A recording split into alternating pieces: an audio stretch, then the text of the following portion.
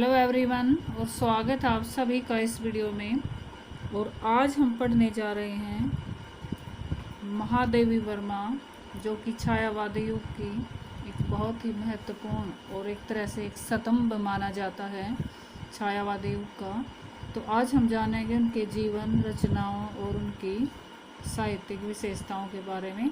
तो चलिए देखते हैं महादेवी वर्मा का जीवन परिचय। तो महादेवी वर्मा का जन्म सन 1907 में उत्तर प्रदेश राज्य के फर्रुखाबाद नगर के एक प्रतिष्ठित परिवार में हुआ था। राज्य कौन सा था? उत्तर प्रदेश। और वहाँ के फर्रुखाबाद नगर के एक बहुत ही प्रतिष्ठित यानी प्रसिद्ध परिवार में कब हुआ था? 1907 में हुआ था। बचपन में ही 9 वर्ष की आयु में इन्हें विवाह के बंधन में बांध दिया गया था। तो इनका जो विवाह था, इनकी जो शादी थी, वो 9 वर्ष की आयु में ही कर दी गई थी। किंतु यह बंधन स्थायी न रह सका, लेकिन कुछ कारणों से ये बंधन आगे नहीं चल सका यानी स्थायी न रह सका। इसके पश्चात इन्होंने अपना सारा समय ध्यान में लगाना आरंभ कर दिया। और जब इनका विवाह विच्छेद हो गया, विवाह टूट गया, तो इन्होंने अपना सारा समय जो है अध्ययन में यानी शिक्षा में लगाना शुरू कर दिया। तथा सन 1932 में प्रयाग विश्वविद्यालय से संस्कृत में MA की परीक्षा उत्तीर्ण की और अध्ययन करते हुए लगातार इन्होंने सन 1932 में प्रयाग विश्वविद्यालय से यानी प्रयाग यूनिवर्सिटी से संस्कृत विषय में MA की परीक्षा पास की। इनकी योग्यताओं से प्रभावित होकर इन्हें प्रयाग महिला विद्यापीठ की प्राचार्य के पद पर नियुक्त किया गया। और इनकी योग्यताओं को और इनकी बुद्धिमत्ता को ध्यान में रखते हुए उससे प्रभावित होकर इन्हें प्रयाग महिला विद्यापीठ की प्राचार्य के पद पर नियुक्त कर दिया गया। इन्हें छायावादी हिंदी काव्य के 4 स्तंभों में से एक माना जाता है। अभी मैंने बताया कि ये छायावादी हिंदी साहित्य में काल आता है, युग आता है छायावादी युग, और उस युग के ये आधार स्तंभ माना जाता है इनको। उस युग के 4 स्तंभ माने गए हैं। उनमें से एक है जयशंकर प्रसाद, दूसरे हैं सूर्यकांत त्रिपाठी निराला, तीसरे हैं सुमित्रानंदन पंत, और जो चौथा स्तंभ है वो है महादेवी वर्मा। तो ये 4 कवि मुख्य रूप से छायावादी युग के महत्वपूर्ण कवि माने जाते हैं। आधार स्तंभ माना जाता है इनको छायावादी युग का। तो उन्हीं में से एक महत्वपूर्ण कवियत्री थी महादेवी वर्मा। और इनका देहांत 11 सितंबर 1987 को हो गया था। तो इनका जो देहांत है 11 सितंबर 1987 को हो गया था। आप जान लेते हैं इनकी मुख्य रचनाओं के बारे में। तो इनकी प्रमुख रचनाएं निम्नलिखित हैं। सबसे पहले इनका काव्य संग्रह देखते हैं। इनके काव्य संग्रह हैं निहार, रश्मि, नीरजा, दीपशिखा, यामा आदि। इनके नारी साहित्य हैं श्रृंखला की कड़ियाँ, ये इनका नारी साहित्य है। इसके बाद है इनका रेखा चित्र और संस्मरण। कौन से लिखे हैं इन्होंने? अतीत के चलचित्र और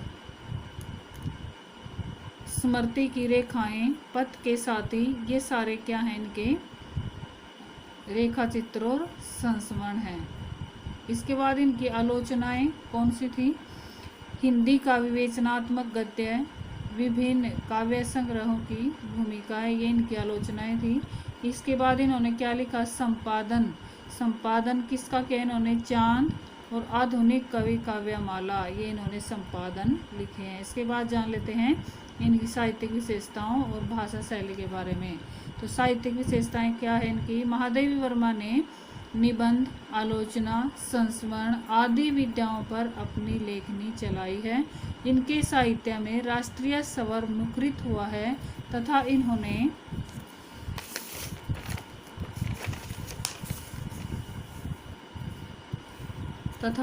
इन्होंने नारी जीवन पर अपनी लेखनी चलाई, क्योंकि ये एक नारी थी। और क्योंकि इनके जीवन में कुछ ऐसी समस्याएं आई विवाह के बाद भी कि इनको लगा कि नारी जीवन जो है इतना आसान नहीं है, उसकी जो परिस्थितियां हैं वो आसान नहीं होती। और उनमें जो भी परेशानियां आई वो उन्होंने खुद स्वयं महसूस करके उन्होंने इसके ऊपर भी अपनी लेखनी चलाई है। और उसके माध्यम से नारी के जीवन के विभिन्न पक्षों को उजागर किया है, क्योंकि एक नारी के जीवन के विभिन्न पक्ष होते हैं और उन्हीं विभिन्न पक्षों को उन्होंने जीवंत रूप में अपने आप स्वयं महसूस करके जी कर उन जीवंत पक्षों को विभिन्न तरीके से नारी यहाँ पर लेखनी के जरिए उजागर किया है। तो उनकी भाषा शैली देख लेते हैं। महादेवी वर्मा जी के गद्य साहित्य की भाषा भी उनके काव्य की भांति ही अत्यंत सहज, स्वाभाविक व प्रवाहमयी है। कहीं कहीं पर गद्य में भी काव्य भाषा के दर्शन होते हैं। जो उन्होंने गद्य रूपी रचनाएं लिखी हैं उनमें भी कहीं कहीं पर काव्य भाषा के दर्शन होते हैं और उनकी शैली मूल रूप से विचारात्मक एवं भावात्मक है। विचारणीय उन्होंने रचनाएं लिखी हैं और भावात्मक। तो निष्कर्ष रूप में हम कह सकते हैं कि महादेवी वर्मा हिंदी साहित्य की एक अद्भुत साहित्यकार थी और उनके साहित्य को हमेशा प्रेरणामयी योगदान के रूप में याद रखा जाएगा। तो ये था महादेवी वर्मा का जीवन परिचय।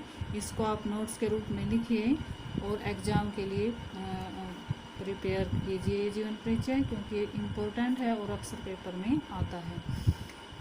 तो कैसी लगी आपको वीडियो? अगर वीडियो अच्छी लगी तो इसको लाइक और शेयर ज़रूर कीजिएगा और अगर मेरे चैनल को सब्सक्राइब नहीं किया है तो ज़रूर कर लीजिए, क्योंकि यहाँ पर मैं NCERT हिंदी का फुल कोर्स करवाने वाली हूँ। तो अधिक जानकारी के लिए और अधिक से अधिक वीडियो एकत्रित करने के लिए या अधिक से अधिक पढ़ाई करने के लिए आप इस चैनल को ज़रूर सब्सक्राइब कर लीजिए। Thank you, have a nice day.